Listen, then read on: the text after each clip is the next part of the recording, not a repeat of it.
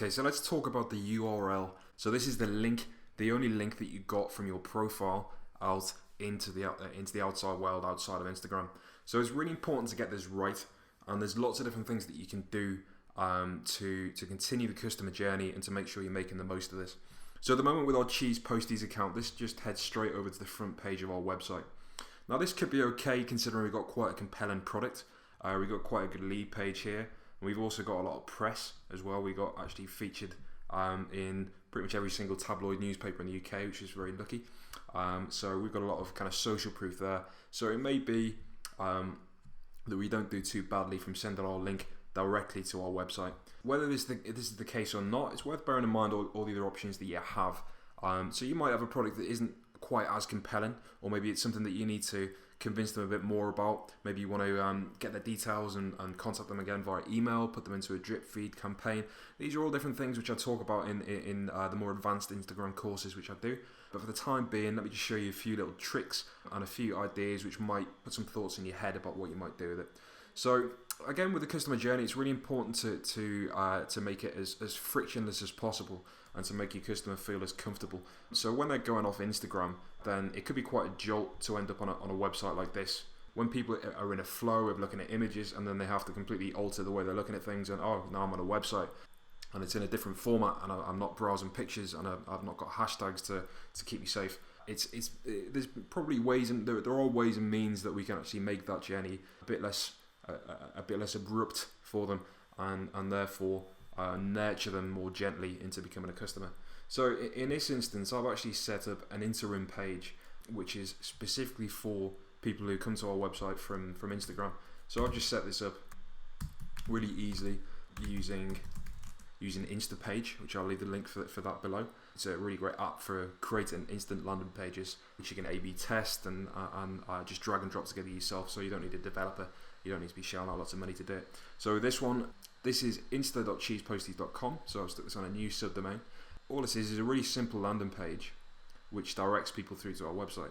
Now the reason I've done this is because, and the reason I've formatted it the way it is, specifically for Instagram users, is it makes their journey a lot smoother. So for example, at the top of the page we've got an Instagram style photo in the background, so a kind of food porn style cheese photo, very kind of well lit and good quality.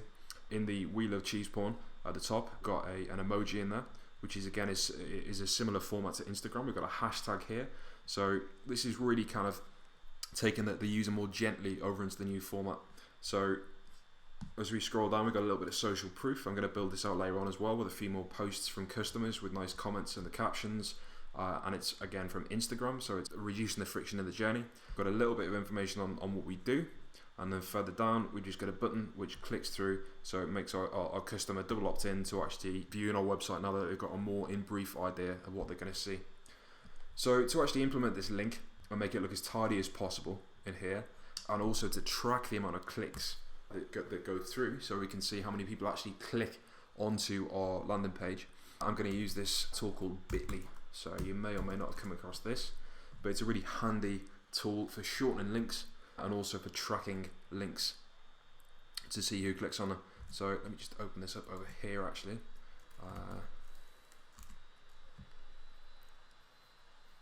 So this is where I've got my account, so I can actually track the links to this page.